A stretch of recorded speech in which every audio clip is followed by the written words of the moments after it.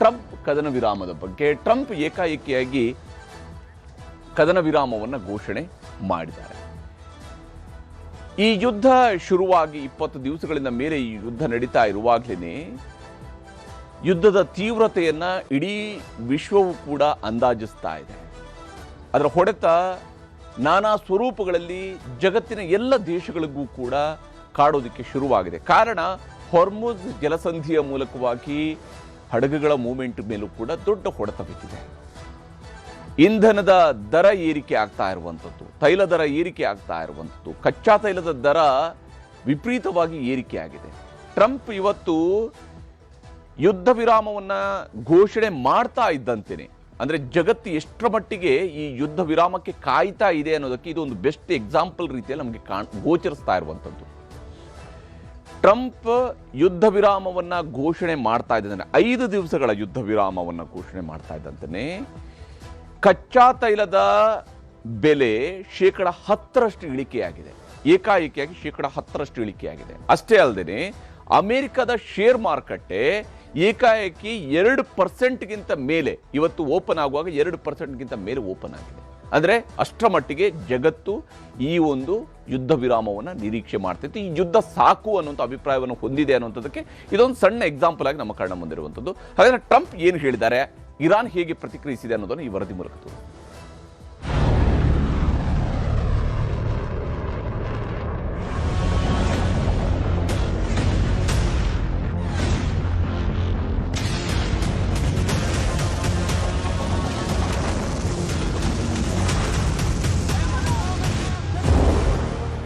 ರಕ್ತಸಿಕ್ತ ಕೊಲ್ಲಿ ಯುದ್ಧ ಘೋಷಿಸಿದ್ದೇ ಅಮೆರಿಕ ಅಧ್ಯಕ್ಷ ಡೊನಾಲ್ಡ್ ಟ್ರಂಪ್. ಈಗ ಮಧ್ಯಪ್ರಾಚ್ಯದಲ್ಲಿ ಆಗ್ತಿರುವ ಕದನಕ್ಕೆ ಟ್ರಂಪ್ 5 ದಿನದ ಅಲ್ಪ ವಿರಾಮ ಹಾಕಿದ್ದಾರೆ. ಇರಾನ್ನಲ್ಲಿರುವ ಯಾವುದೇ ಮೂಲಸೌಕರ್ಯಗಳ ಕೇಂದ್ರಗಳನ್ನು ಟಾರ್ಗೆಟ್ ಮಾಡಬೇಡಿ ಅಂತ ಅಮೆರಿಕ ಮಿಲಿಟರಿ ಪಡೆಗೆ ಸಂದೇಶ ಕಳಿಸಿದ್ದಾರೆ. ರಣರಂಗದಲ್ಲಿ ಬಾಂಬ್ಗಳ ಮೂಲಕ ಇರಾನ್ ಕೊಡ್ತಿರೋ ತಿರುಗೇಟಿಗೆ ಹೆದರಿದ್ರೋ ಅಥವಾ ಹಾರ್ಮುಜ್ ಜಲಮಾರ್ಗ ಮುಚ್ಚಿ ಆರ್ಥಿಕ ಹೊಡೆತ ಸೃಷ್ಟಿಸಿದ್ದಕ್ಕೆ ದೊಡ್ಡಣ್ಣ ಬೆದರಿದ್ರೋ ಗೊತ್ತಿಲ್ಲ. ಸದ್ಯಕ್ಕೆ 5 ದಿನ ಎಲ್ಲ ಮಿಲಿಟರಿ ಕಾರ್ಯಾಚರಣೆಗಳನ್ನು ನಿಲ್ಲಿಸಿ ಅಂತ ಟ್ರಂಪ್ ಸೂಚನೆ ಕೊಟ್ಟಿದ್ದಾರೆ. ಅಮೆರಿಕ ಮತ್ತು ಇರಾನ್ ನಡುವೆ ಉತ್ತಮ ಮಾತುಕತೆಗಳು ನಡೆಯುತ್ತಿವೆ. 2 ದಿನಗಳಲ್ಲಿ ಮಧ್ಯಪ್ರಾಚ್ಯದ ಹಗೆತನ ನಿಲ್ಲಿಸುವ ಉತ್ತಮ ಸಂಭಾಷಣೆಗಳು ಮಧ್ಯಪ್ರಾಚ್ಯದಲ್ಲಿ ನಡೆದಿವೆ ಎಂದು ವರದಿ ಮಾಡಲು ಬಯಸುತ್ತೇನೆ. ಆಳ, ವಿವರವಾದ ಮತ್ತು ರಚನಾತ್ಮಕ ಸಂಭಾಷಣೆಗಳು ನಡೆಯುತ್ತಿವೆ. ಹೀಗಾಗಿ 5 ದಿನ ಎಲ್ಲ ಮಿಲಿಟರಿ ದಾಳಿಗಳನ್ನು ಮುಂದೂಡಬೇಕು. ಇರಾನ್ನ ವಿದ್ಯುತ್ ಸ್ಥಾವರಗಳು, ಇಂಧನ ಮೂಲಸೌಕರ್ಯ ವಿರುದ್ಧ ಎಲ್ಲ ಮಿಲಿಟರಿ ದಾಳಿಗಳನ್ನು ಮುಂದೂಡಲು ಸೇನೆಗೆ ಸೂಚಿಸಿದ್ದೇನೆ. ಇದರಿಂದ ನಡೆಯುತ್ತಿರುವ ಸಭೆಗಳು ಮತ್ತು ಚರ್ಚೆಗಳು ಯಶಸ್ಸಾಗಲಿದೆ. ಇದು ಡೊನಾಲ್ಡ್ ಜೆ ಟ್ರಂಪ್ ಸಾಮಾಜಿಕ ಜಾಲತಾಣಗಳ ಮೂಲಕ ಕಳಿಸಿರೋ ಮೆಸೇಜ್. ಟ್ರಂಪ್ ಸಂದೇಶ ಬರ್ತಿದ್ದಂತೆ ಇರಾನ್ ಮೇಲಿನ ದಾಳಿಯನ್ನ ಅಮೆರಿಕ ಸೇನಾಪಡೆಗಳು ತಗ್ಗಿಸಿವೆ. ಆದರೆ ಇಸ್ರೇಲ್ ದಾಳಿಯನ್ನ ನಿಲ್ಲಿಸಿಲ್ಲ. ಹೀಗಾಗಿ ಇರಾನ್ ಸೀದಾ ಅಮೆರಿಕ ಅಧ್ಯಕ್ಷ ಟ್ರಂಪ್ರನ್ನ ಮತ್ತೆ ಲೇವಡಿ ಮಾಡಿದೆ. ಅಮೆರಿಕ ಜೊತೆ ಯಾವುದೇ ನೇರ ಪರೋಕ್ಷ ಮಾತುಕತೆ ನಡೆದಿಲ್ಲ. ಅಮೆರಿಕ ಅಧ್ಯಕ್ಷ ಒಬ್ಬ ವಿದೂಷಕ, ಜೋಕರ್ ಇದ್ದಂತೆ. ಇರಾನ್ ಪ್ರತಿಕ್ರಿಯೆ ಟ್ರಂಪ್ಗೆ ಭಯ ಹುಟ್ಟಿಸಿದೆ ಅಷ್ಟೇ. ಹಾಗಾಗಿ ಟ್ರಂಪ್ ಹಿಂದೆ ಸರಿದಿದ್ದಾರೆ ಹೊರತು ನಾವಲ್ಲ. ಯುದ್ಧ ಶುರು ಮಾಡಿದವರೇ ಈಗ ಹಿಂದೆ ಸರಿಯಬೇಕು. ಇಲ್ಲದಿದ್ರೆ 1 ಬಾಂಬ್ ಹಾಕಿದ್ರೆ 10 ಬಾಂಬ್ಗಳು ಸಿಡಿಸ್ತೀವಿ. ಹೀಗಂತ ಟ್ರಂಪ್ 5 ದಿನದ ಕಾಳಗಕ್ಕೆ ಬ್ರೇಕ್ ಹಾಕಿದ್ದಕ್ಕೆ ಇರಾನ್ ಪ್ರತಿಕ್ರಿಯೆ ನೀಡಿದೆ. ಒಂದು ಕಡೆ ಟ್ರಂಪ್ ಸಂಧಾನಕ್ಕೆ ಸಂದೇಶ ಕಳಿಸುತ್ತಿದ್ದಂತೆ ಯುರೋಪ್ ಒಕ್ಕೂಟದ ರಾಷ್ಟ್ರಗಳು, ರಷ್ಯಾ, ಚೀನಾ ಸೇರಿದಂತೆ ಅನೇಕ ದೇಶಗಳ ನಾಯಕರು ಇರಾನ್ ಜೊತೆ ಮಾತುಕತೆ ನಡೆಸುತ್ತಿದ್ದಾರೆ. ಆದರೆ ಇರಾನ್ ಮಾತ್ರ ಕದನ ವಿರಾಮವನ್ನ ತಿರಸ್ಕರಿಸಿದೆ. ಇದಕ್ಕೆ ಕಾರಣ ಇರಾನ್ನಲ್ಲಿ ಆಗಿರುವ ಸಾವು, ನೋವು, ನಷ್ಟ.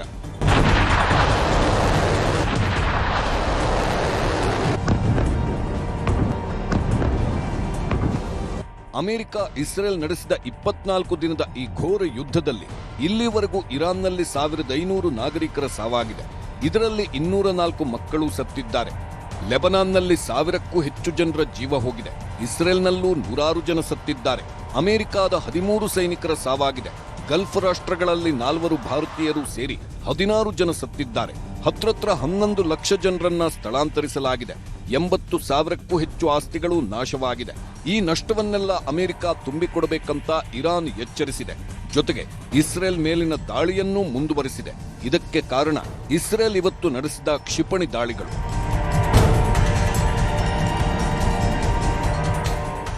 1 ವಾಯುವ್ಯ ಇರಾನ್ನ ಉರ್ಮಿಯಾದಲ್ಲಿ ವಸತಿ ಪ್ರದೇಶವನ್ನ ಗುರಿಯಾಗಿಸಿಕೊಂಡು ಇಸ್ರೇಲ್ ಮತ್ತು ಅಮೆರಿಕ ವೈಮಾನಿಕ ದಾಳಿ ಮಾಡಿದೆ. ಗಾಯಾಳುಗಳಿಗೆ ಸಹಾಯ ಮಾಡಲು ರಕ್ಷಣಾ ತಂಡಗಳು ಪ್ರಯತ್ನ ಪಡುತ್ತಿರುವುದು ಕಣ್ಣೀರು ತರಿಸುತ್ತೆ.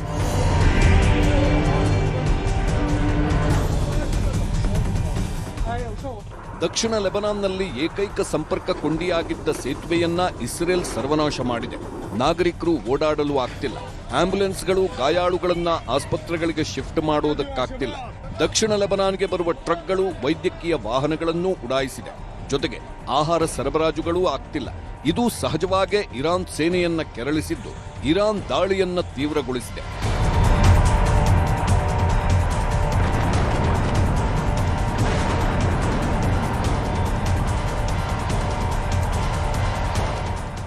ಈ ದೃಶ್ಯ ನೋಡಿ. ಇಸ್ರೇಲ್ ಆಕಾಶದ ಮೇಲೆ ಕ್ಷಿಪಣಿಗಳ ಮಳೆಗಳಾಗ್ತಿವೆ. ಇಸ್ರೇಲ್ನ ವಾಯು ರಕ್ಷಣಾ ಪ್ರತಿಬಂಧಕಗಳಿಗೂ ಇರಾನ್ ಕ್ಷಿಪಣಿಗಳನ್ನ ತಡೆಯೋಕ್ಕಾಗ್ತಿಲ್ಲ.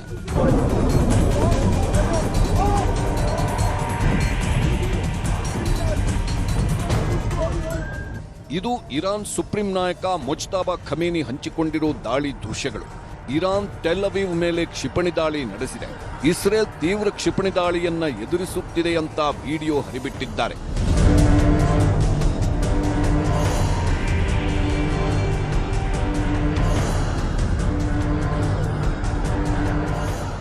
ಇಲ್ಲಿ ನೋಡಿ, ಇದು ಆರ್ಟಿಫಿಷಿಯಲ್ ಇಂಟೆಲಿಜೆನ್ಸ್ ವಿಡಿಯೋ ಅಲ್ಲ, ಇರಾನ್ ಆರ್ಮಿಯೇ ಹಂಚಿಕೊಂಡಿರೋ ವಿಡಿಯೋ. ಬರೀ 22 ಸೆಕೆಂಡ್ನಲ್ಲಿ 500 ಬಾಂಬ್ಗಳನ್ನ ಇಸ್ರೇಲ್ ಕಡೆ ಉಡಾಯಿಸಿದ್ದೀವಿ ಅಂತ ವಿಡಿಯೋ ಶೇರ್ ಮಾಡಿದೆ.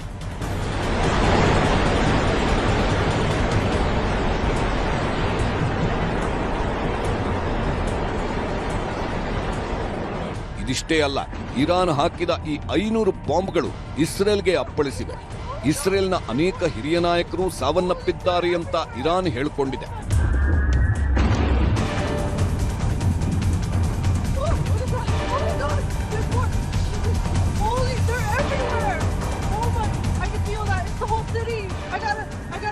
ಇನ್ನು ಲೆಬನಾನ್ನ ಹೆಜ್ಬುಲ್ಲಾ ಸಂಘಟನೆ ಫಿಲೋನ್-ನೆಲೆ ಮತ್ತು ಉತ್ತರ ಇಸ್ರೇಲಿ ಸೈನ್ಯಕ್ಕೆ ಸೇರಿದ ಹಲವಾರು ಬ್ಯಾರಕ್ಗಳನ್ನ ಉಡಾಯಿಸುತ್ತಿದೆ. ಬೆಟ್ಟಗುಡ್ಡ ದಟ್ಟ ಕಾನನದಿಂದ ಹಾರುತ್ತಿರುವ ಕ್ಷಿಪಣಿಗಳ ವಿಡಿಯೋವನ್ನ ಲೆಬನಾನ್ ಹಂಚಿಕೊಂಡಿದೆ.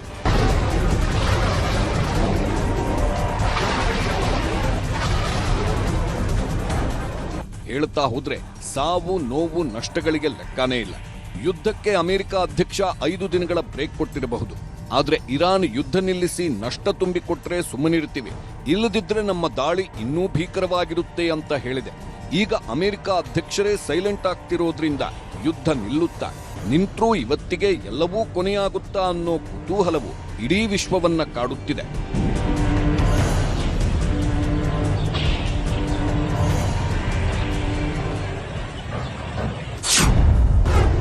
ಯುದ್ಧದಿಂದ ಭಾರತದಲ್ಲಿ ಹೆಚ್ಚುತ್ತಿರುವ ಆತಂಕ, ಶೀಘ್ರವೇ ಯುದ್ಧ ನಿಲ್ಲದಿದ್ದರೆ ಬೆಲೆ ಏರಿಕೆಯ ಭೀತಿ, ತೈಲ ಗ್ಯಾಸ್ ರಸಗೊಬ್ಬರ ಆತಂಕ ಬೇಡ ಎಂದ ಮೋದಿ, ದೇಶಾದ್ಯಂತ ಯುದ್ಧದ ಭೀತಿ, ಪೆಟ್ರೋಲ್ ಡೀಸೆಲ್ ಗ್ಯಾಸ್ ಬಗ್ಗೆ ಜನರು ಆತಂಕಗೊಂಡಿರೋವಾಗಲೇ ಜನರಲ್ಲಿ ಆತ್ಮವಿಶ್ವಾಸ ಮೂಡಿಸುವ ಕೆಲಸ ಮಾಡಿದ್ರು ಪ್ರಧಾನಿ ಮೋದಿ. ಯುದ್ಧದ ಸಮಸ್ಯೆ ಪರಿಣಾಮಗಳ ಬಗ್ಗೆ ಕಳವಳ ವ್ಯಕ್ತಪಡಿಸಿದ್ರು. ಲೋಕಸಭೆಯಲ್ಲಿ ದೇಶದ ಆರ್ಥಿಕತೆ ಮುಂಜಾಗ್ರತೆಗಳ ಮಾಹಿತಿ ಕೊಟ್ಟರು.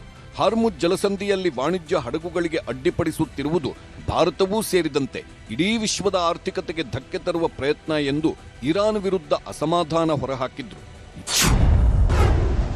ಪಶ್ಚಿಮ ಏಷ್ಯಾ ಸಂಘರ್ಷ ಚಿಂತಾಜನಕವಾಗಿದ್ದು ಇಡೀ ವಿಶ್ವದ ಅರ್ಥವ್ಯವಸ್ಥೆಗೆ ಧಕ್ಕೆಯಾಗಿದೆ. ಭಾರತದ ಆರ್ಥಿಕತೆ ಮೇಲೂ ಪರಿಣಾಮ ಬೀರುತ್ತಿದ್ದು ಭಾರತೀಯರ ರಕ್ಷಣೆಗೆ ಆದ್ಯತೆ ಕೊಟ್ಟಿದ್ದೇವೆ ಎಂದರು. ಯುದ್ಧ ರಾಷ್ಟ್ರಗಳಿಂದ 3 ಲಕ್ಷ ಭಾರತೀಯರು ವಾಪಸ್ಸಾಗಿದ್ದಾರೆ. ಹಡಗುಗಳು ಬರುತ್ತಿರುವ ಕಾರಣಕ್ಕೆ ಕಚ್ಚಾ ತೈಲ ಅನಿಲ ಪೂರೈಕೆ ಸಮಸ್ಯೆ ಇಲ್ಲ ಎಂದರು. ಭಾರತದ ರೈತರಿಗೆ ಯಾವುದೇ ಸಮಸ್ಯೆ ಆಗಲು ಬಿಡೋದಿಲ್ಲ. ಯೂರಿಯಾ ಬೆಲೆ ಜಾಗತಿಕ ಮಟ್ಟದಲ್ಲಿ ಹೆಚ್ಚಾಗಿದ್ದರೂ ಭಾರತದಲ್ಲಿ ಏರಿಕೆ ಮಾಡಿಲ್ಲ ಎಂದು ಮೋದಿ ಸಮರ್ಥಿಸಿಕೊಂಡರು. ತೈಲ ಗ್ಯಾಸ್ ರಸಗೊಬ್ಬರದ ಕಾಳಸಂತೆಕೋರರಿಗೆ ಕಡಿವಾಣ ಹಾಕಲು ಕಾನೂನು ಮಾಡಲಾಗಿದ್ದು ಎಲ್ಲಾ ರಾಜ್ಯಗಳು ಆ ಕಾನೂನು ಪಾಲಿಸಬೇಕೆಂದು ಮೋದಿ ಮನವಿ ಮಾಡಿದ್ರು. जिस क्षेत्र में युद्ध हो रहा है वो दुनिया के दूसरे देशों के साथ हमारे व्यापार का भी एक महत्वपूर्ण रास्ता है. विशेष रूप से कच्चे तेल और गैस की हमारी जरूरतों का एक बड़ा हिस्सा यही क्षेत्र पूरा करता है। भारत में बड़ी मात्रा में कच्चा तेल, गैस और फर्टिलाइजर जैसी अनेक जरूरी चीजें हॉर्मुज स्ट्रेट के रास्ते से आती हैं। युद्ध के बाद से ही हॉर्मुज स्ट्रेट में जहाजों का आना जाना बहुत चुनौतीपूर्ण हो गया है कि पेट्रोल, डीजल और गैस की सप्लाई बहुत ज्यादा प्रभावित न हो, देश के सामान्य परिवारों को परेशानी भी कम से कम हो, इस पर हमारा फोकस रहा है। ಭಾರತದ ರೈತರಿಗೆ ಯಾವುದೇ ಸಮಸ್ಯೆ ಆಗಲು ಬಿಡೋದಿಲ್ಲ. ಯೂರಿಯಾ ಬೆಲೆ ಜಾಗತಿಕ ಮಟ್ಟದಲ್ಲಿ ಹೆಚ್ಚಾಗಿದ್ದರೂ ಭಾರತದಲ್ಲಿ ಏರಿಕೆ ಮಾಡಿಲ್ಲ ಎಂದು ಮೋದಿ ಸಮರ್ಥಿಸಿಕೊಂಡರು. ತೈಲ, ಗ್ಯಾಸ್, ರಸಗೊಬ್ಬರದ ಕಾಳಸಂತೆಕೋರರಿಗೆ ಕಡಿವಾಣ ಹಾಕಲು ಕಾನೂನು ಮಾಡಲಾಗಿದ್ದು ಎಲ್ಲಾ ರಾಜ್ಯಗಳು ಆ ಕಾನೂನು ಪಾಲಿಸಬೇಕೆಂದು ಮೋದಿ ಮನವಿ ಮಾಡಿದ್ರು. दुनिया के बाजार में यूरिया की एक बोरी 3,000 रुपये तक पहुंच गई, लेकिन भारत के किसानों को वही बोरी 300 रुपये से भी कम कीमत में उपलब्ध कराई गई। अध्यक्ष जी, देश के किसानों को इस प्रकार के संकटों से बचाने के लिए भी बीते वर्षों में अनेक कदम उठाए गए हैं। ಕೊಲ್ಲಿ ರಾಷ್ಟ್ರಗಳ ನಡುವಿನ ಯುದ್ಧ ನಿಲ್ಲಬೇಕು ಅನ್ನೋದು ಪ್ರಧಾನಿ ನೀಡಿರುವ ಸಲಹೆ. ಶಾಂತಿ ಮಾತುಕತೆಗೆ ಕೇಂದ್ರ ಸರ್ಕಾರ ಹೆಜ್ಜೆ ಇಟ್ಟಿದೆ. ಈ ಸಂಸತ್ನಿಂದಲೇ ಜಗತ್ತಿಗೆ ಸಂದೇಶ ಹೋಗಬೇಕು ಎಂದರು. ಶಾಂತಿ ಸ್ಥಾಪನೆ ನಿಟ್ಟಿನಲ್ಲಿ ಒಗ್ಗಟ್ಟಿನ ಸಂದೇಶ ರವಾನಿಸೋಣ ಎಂದು ಪ್ರತಿಪಕ್ಷಗಳಿಗೂ ಮನವಿ ಮಾಡಿಕೊಂಡರು ಪ್ರಧಾನಿ. लगभग 1 करोड़ भारतीय खाड़ी देशों में रहते हैं और वहां काम करते हैं कि भारत की संसद से इस संकट को लेकर एक मत और एकजुट आवाज दुनिया में जाए।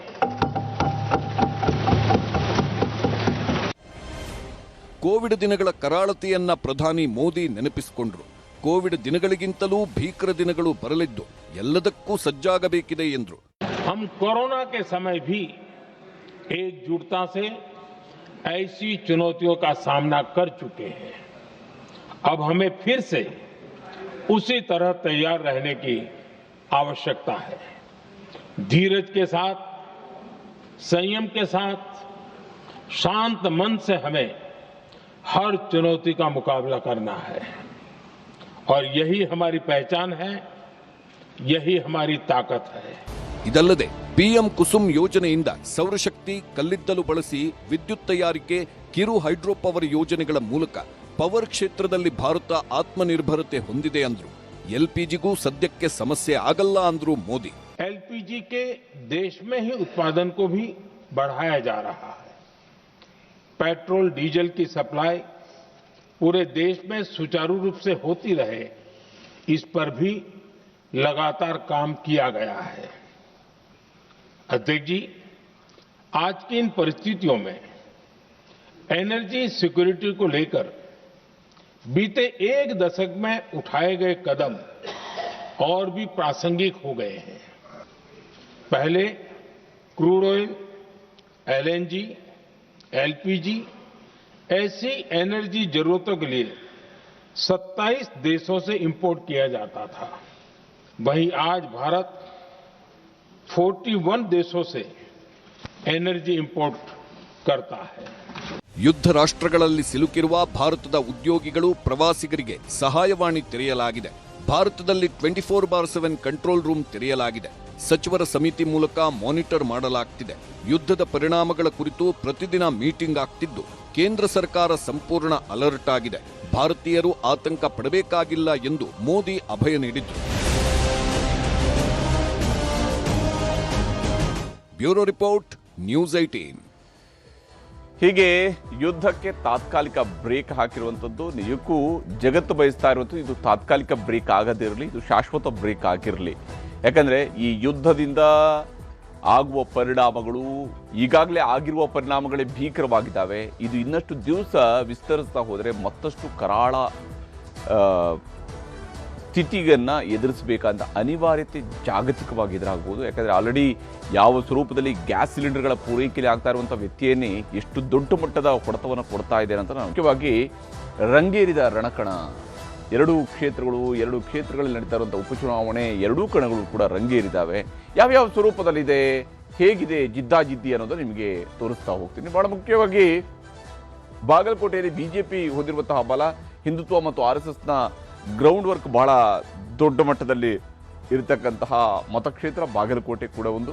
ವೀರಣ್ಣ ಚರಂತಿಮಠ ಕಾರ್ಯವೈಖರಿ, ಬಸವೇಶ್ವರ ಶಿಕ್ಷಣ ಸಂಸ್ಥೆಯ ಬಲ ಸಹಜವಾಗಿಯೇ ವೀರಣ್ಣ ಚರಂತಿಮಠ ಅವರ ಬೆನ್ನಿಗಿದೆ. ಅವರು ಕೂಡ ಅಲ್ಲಿ 3 ಬಾರಿ ಶಾಸಕರಾಗಿ ಅವರ ಆಡಳಿತವನ್ನು ಜನ ನೋಡಿದ್ದಾರೆ. ಒಬ್ಬ ಶಾಸಕರಾಗಿದ್ದಾಗ ಅವರು ಹೇಗೆ ವರ್ತಿಸ್ತಾರೆ, ಹೇಗೆ ಕೆಲಸ ಮಾಡ್ತಾರೆ, ಇದೆಲ್ಲವರು ಕೂಡ ನೋಡ್ತಾ ಇದ್ದಾರೆ. ಹಾಗೆ ಬಿಜೆಪಿ ಸರ್ಕಾರದ ವೈಫಲ್ಯಗಳನ್ನು ಕಾಂಗ್ರೆಸ್ ಸರ್ಕಾರದ ವೈಫಲ್ಯಗಳನ್ನು ಬಿಜೆಪಿ ಹೇಗೆ ಪಟ್ಟಿ ಮಾಡ್ತಾ ಇದೆಯಾ, ಆ ಪಟ್ಟಿಯನ್ನು ಸಹಜವಾಗಿಯೇ ಜನರ ಮುಂದಿಡುವಂತಹ ಪ್ರಯತ್ನವನ್ನು ಅವರು ಮಾಡ್ತಾರೆ. ಹಿಂದುತ್ವದ ಮಂತ್ರ, ಹಿಂದೂ ಮತಗಳ ಒಗ್ಗೂಡುವಿಕೆ ಇವು ಕೂಡ ಸಹಾಯ ಆಗ್ಬೋದು. ಇತ್ತೀಚೆಗಷ್ಟೇ ಬಾಗಲಕೋಟೆಯಲ್ಲಿ ನಡೆದಿರತಕ್ಕಂತಹ ಕೋಮು ಗಲಭೆಗಳು ಕೂಡ ನಾವು ಗಮನದಲ್ಲಿ ಇಟ್ಕೊಳ್ಬಹುದು.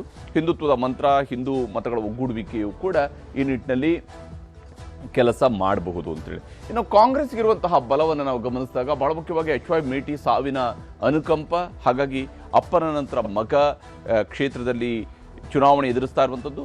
ಒಬ್ಬರು ಶಾಸಕರಾಗಿ ಆಯ್ಕೆಯಾದರೆ ಸಹಜವಾಗಿ ಆಡಳಿತ ಪಕ್ಷದ ಶಾಸಕರನ್ನೇ ನಾವು ಚುನಾಯಿಸ್ತಾ ಇದ್ದೀವಿ ಅನ್ನುವಂಥದ್ದು ಜನಸಾಮಾನ್ಯರಲ್ಲಿ ಇರಬಹುದಾಗಿರುವಂಥ ಒಂದು ಸಾಮಾನ್ಯ ಅಭಿಪ್ರಾಯ ಇರುತ್ತೆ. ಇನ್ನು ಗ್ಯಾರಂಟಿಗಳ ಅನುಷ್ಠಾನ ಮತ್ತು ಅಭಿವೃದ್ಧಿ ಯೋಜನೆಗಳು ಸಹಜವಾಗಿಯೇ ಕಾಂಗ್ರೆಸ್ಗಿರುವ ಅತಿದೊಡ್ಡ ಪ್ಲಸ್ ಪಾಯಿಂಟ್. ಯಾಕಂದರೆ ಈ ಮತಕ್ಷೇತ್ರ ಇದು ಅತಿ ಹೆಚ್ಚು ಮಹಿಳೆಯರನ್ನು ಹೊಂದಿರತಕ್ಕಂತಹ ಮತಕ್ಷೇತ್ರ. ಹೀಗಾಗಿ ಅಲ್ಲಿ ಗ್ಯಾರಂಟಿ ಫಲಾನುಭವಿಗಳು ದೊಡ್ಡ ಸಂಖ್ಯೆಯಲ್ಲಿದ್ದಾರೆ. ಅವರ ಒಂದು ಮನ ಗೆಲ್ಲುವಂತಹ ಪ್ರಯತ್ನವನ್ನು ಸರ್ಕಾರ ಮಾಡಬಹುದು. ಅಹಿಂದ ಜೊತೆಗೆ ಲಿಂಗಾಯತ ಮತಗಳ ಬಲವೂ ಕೂಡ ಇಲ್ಲಿ ಕಾಂಗ್ರೆಸ್ನ ಕೈ ಹಿಡಿಯುವಂತಹ ನಿರೀಕ್ಷೆ ಇರುವಂಥದ್ದು. ಅದೇ ಕಾರಣಕ್ಕಾಗಿ ಕಾರ್ಯತಂತ್ರವನ್ನು ಇಲ್ಲಿ ಕಾಂಗ್ರೆಸ್ ರೂಪಿಸ್ಕೊಂಡು ಬಂದಿದೆ.